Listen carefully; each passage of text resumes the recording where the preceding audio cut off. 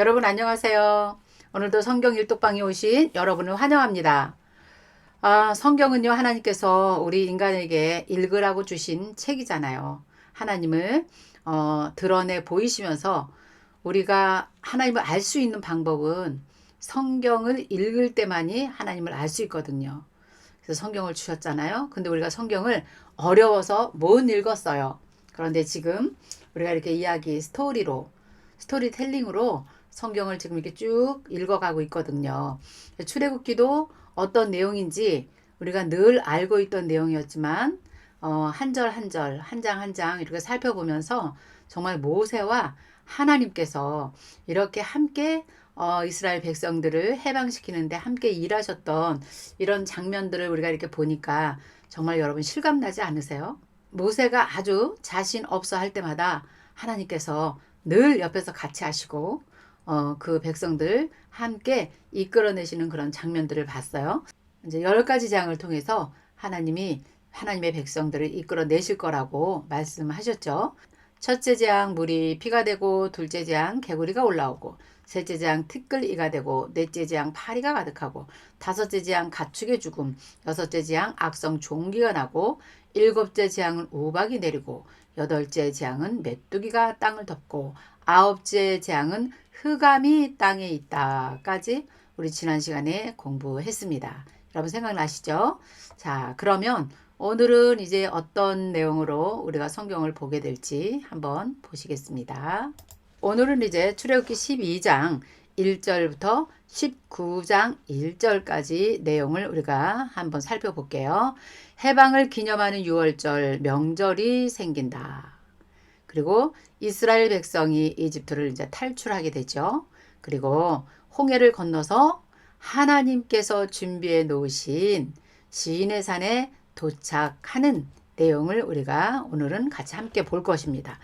자, 이집트로부터 구원받은 6월절 사건은요, 이스라엘 역사에 있어서 아주 큰 획을 긋는 출발점이 되기도 합니다. 이 사건은 이스라엘 백성들이 대대로 지켜야 될 하나님의 절기로 이제 발전해 나갈 것입니다.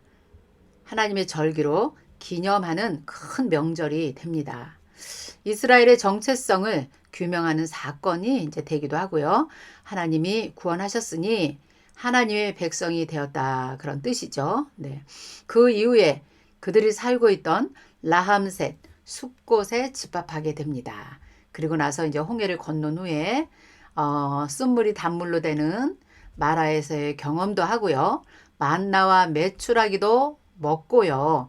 이제 아말렉과 싸우기도 하고요. 네. 시내산에 도착하기 전에 굉장히 많은 일들이 이제 있습니다.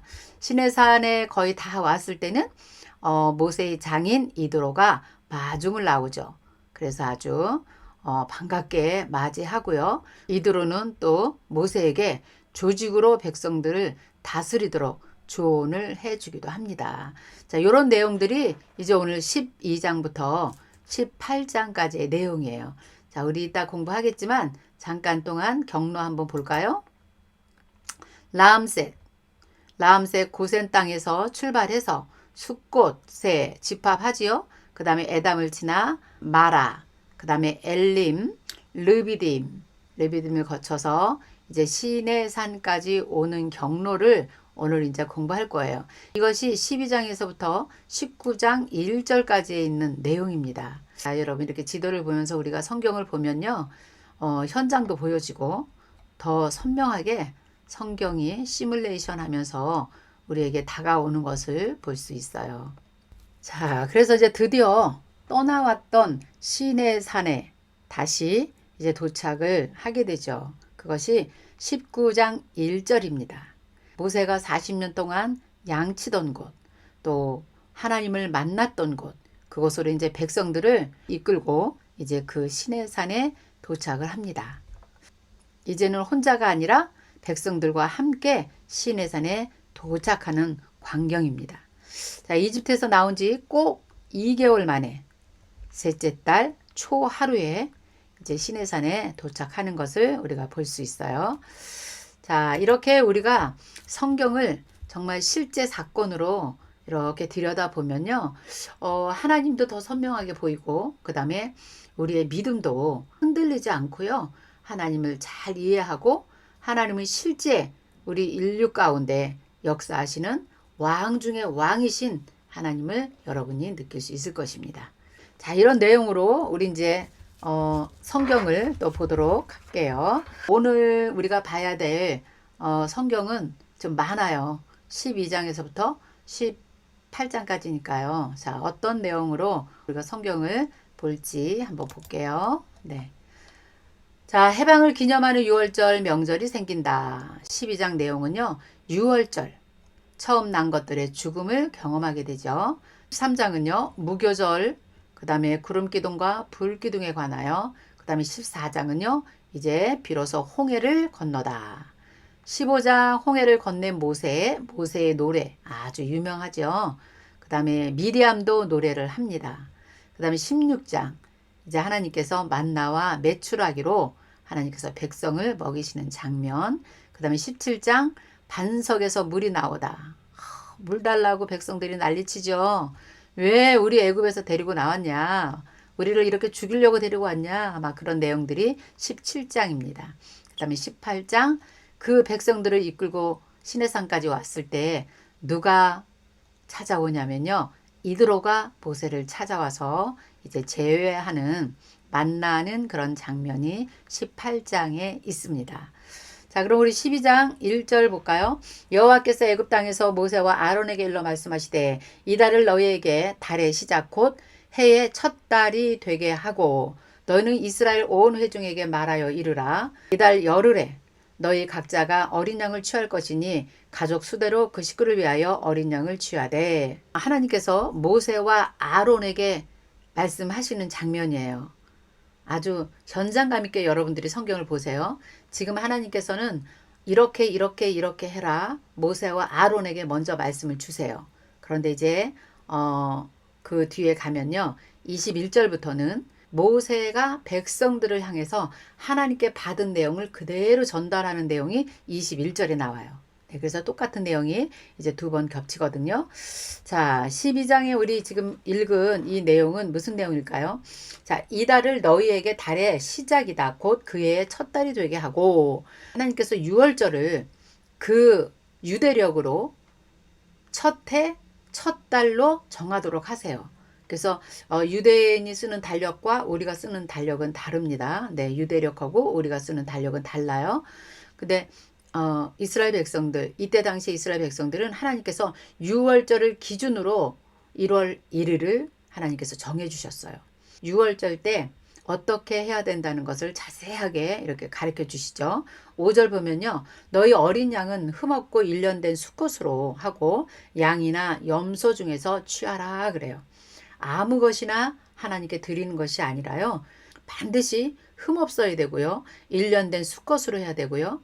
양이나 염소 중에서 해라.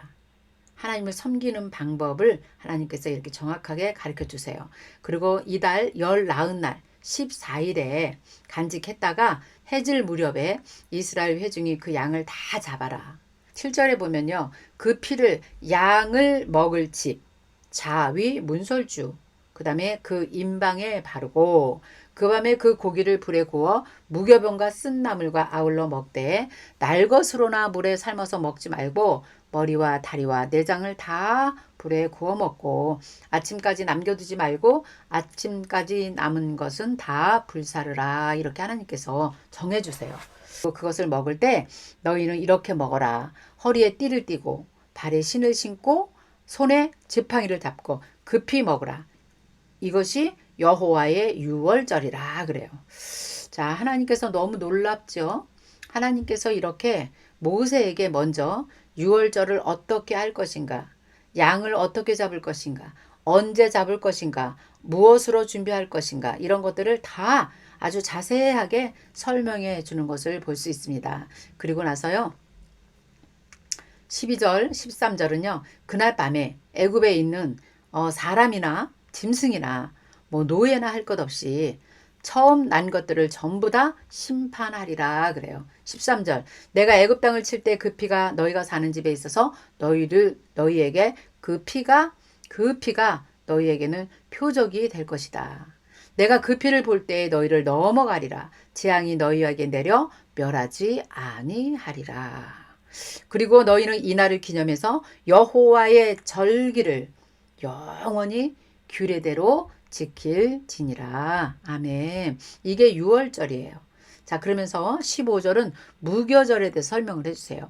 너희는 이래 동안에 무교병을 먹되 그 첫날의 누룩을 너희 집에서 제거하고 무릇 첫날부터 일곱째 날까지 유교병을 먹는 자는 이스라엘 백성에서 끊어지리라. 반드시 무교병을 먹으라는 거예요. 누룩이 없는 무교병을 먹도록 하셨어요. 그리고 첫날도 성회를 하고 마지막 7일째도 성회를 해라. 너희는 무교절을 지키고 이날에 내가 너희 군대를 애굽 땅에서 인도하여 내었음이니라. 그러므로 너희가 영원한 규례로 삼고 대대로 이날을 지킬 것이다. 그러니까 이스라엘 백성들이 6월절을 굉장히 중요하게 지금 지켜야 되는 것을 하나님께서 가르쳐주고 계시죠. 그리고 6월절 그날 저녁부터 일곱째 날까지는 무교절이다. 이 절기도 굉장히 중요하죠. 쓴나물과 무교병을 먹으면서 그날을 기념하도록 하나님께서 해주셨어요. 반드시 너희들이 이것을 지키지 않을 때는 내 백성에서 끊어지리라 그러세요. 이런 말씀이 굉장히 우리 성경에서 중요한 말씀입니다. 적당히가 아닙니다. 하나님의 법대로 살아내는 자만이 하나님의 백성이 되는 것을 하나님이 지금 이스라엘 백성들을 처음 광야로 이끌어내시면서 주신 계명이에요. 그렇기 때문에 우리가 성경을 배울 때 섞이면 망한다. 섞이면 심판이다. 여기서는 하나님께서 내 백성에서 끊어지리라. 똑같은 단어죠. 네, 이렇게 하나님이 처음부터 법을 주시면서 시작합니다. 자, 21절부터는 이제 이 말씀을 그대로 모세가 백성들에게 이제 전하는 거예요. 그대로 전합니다. 그래서 백성들이 다 알아듣도록 그렇게 합니다. 자, 27절 볼게요. 너희는 이르기를 여호와의 유월절 제사라. 여호와께서 애굽에 있는 이스라엘의 자손의 집을 넘으사 우리의 집을 구원하셨느니라 하라. 백성들이 머리 숙여 경배하니라. 모세의 말을 듣고 다 알아들었다는 거죠. 그렇게 하겠습니다 하는 것이죠. 자, 그런데요, 정말 29절부터는요 정말 10번째 재앙이 내리는 밤입니다. 그런데 30절 그 밤에 바로와 그 모든 신하와 모든 애굽 사람들이 일어나고 애굽에 큰 부르짖음이 있었으나 이는 그 나라의 죽임을 당하지 아니한 집이 하나도 없었다 그랬어요. 근데 그 밤에 얼마나 그 재앙이 무서웠는지 바로가 모세와 아론을 부르네요. 그리고 이제 너희는 우리를 떠나라. 너희의 말대로 가서 여호와를 섬기라. 너희가 말한 대로 너희의 양과 소와 다 데리고 가라. 그리고 나를 위해서 축복해달라. 막 이렇게 하면서 항복하는 모습을 볼 수 있어요. 32절이요. 33절, 34절.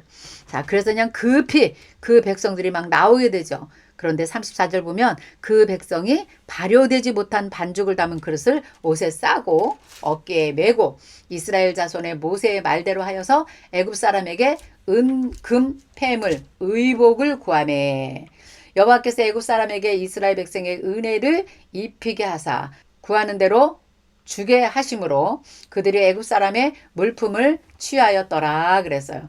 하나님께서 모세에게 처음 모세에게 사명을 줄 때 이 말씀 하신 거 여러분 생각나시죠? 3장 20절 21절에 하나님께서 모세에게 이 말씀을 하셨거든요. 근데 지금 정말 막 출애굽하는 그 시점에 정말 이것이 실제로 지금 일어나고 있는 현장이에요. 그러니 지금 너희들 빨리 나가라 하면서 금과 은과 그 모든 폐물을 그 이스라엘 백성들에게 다 내어줌으로 그들이 그 많은 폐물을 다 가지고 나올 수 있었죠. 그래서 그것이 나중에 성막의 재료가 된다 그랬습니다. 네. 자, 그 다음에 이제 37절부터 한번 보면요. 지도를 보면서 우리가 이제 해야 돼요. 이스라엘 자손이 람셉을 떠나서 여러분 보이죠? 숫곳에 이르니 유아 외에 보행하는 장정이 몇 명이냐면 60만 명이었더라 그랬어요. 수많은 잡족과 이거 아주 특이한 용어입니다. 수많은 잡족. 이때 이스라엘 백성들만 나온 것이 아니라 잡족이 섞여 나온 거예요.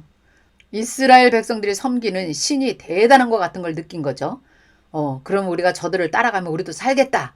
이런 어, 순간적인 충동을 느낀 사람들이 따라 나온 것 같아요. 아무래도요. 그러니까 수많은 잡족과 양과 소가 심히 많은 가축이 그들과 함께 했다 그랬어요.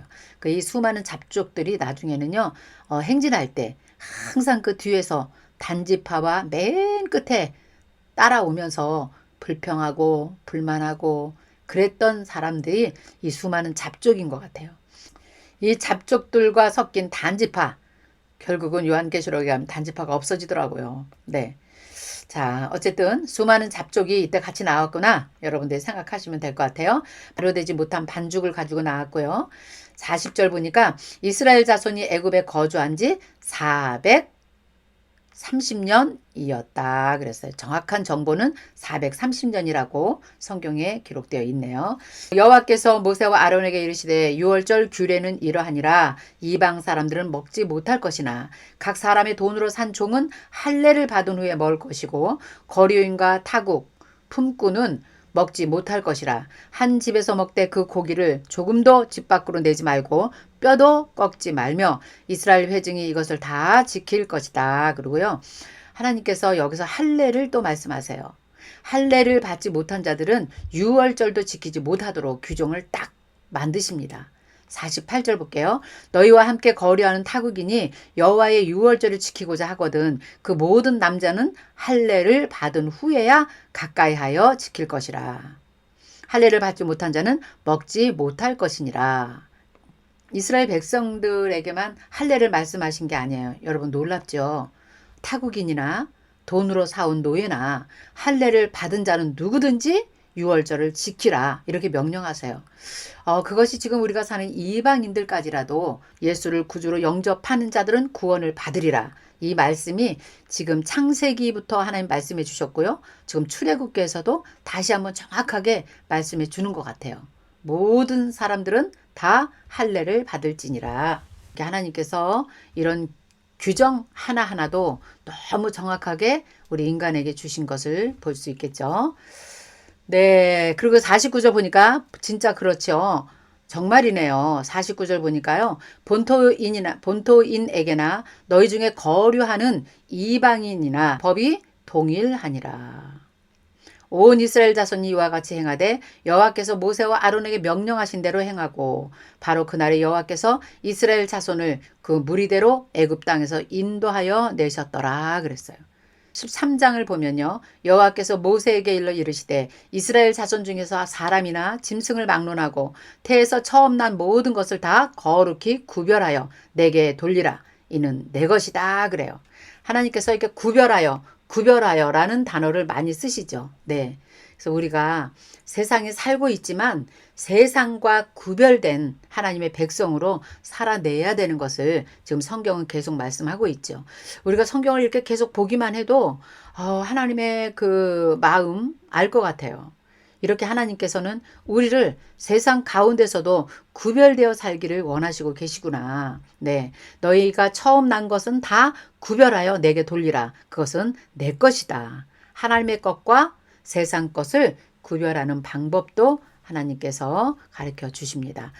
13장 내용은요. 이제 무교절에 대한 것을 지금 가르쳐 주고 있는 거예요. 아까 모세에게 말씀하셨던 그 내용 그대로입니다. 9절 이것으로 내 손에 기호와 내 미간의 표를 삼고 여호와의 율법이 내 입에 있게 하라. 이는 여호와께서 강하신 손으로 너를 애굽에서 인도하여 내셨음이니 해마다 절기가 되면 이 규례를 지키라 그래요.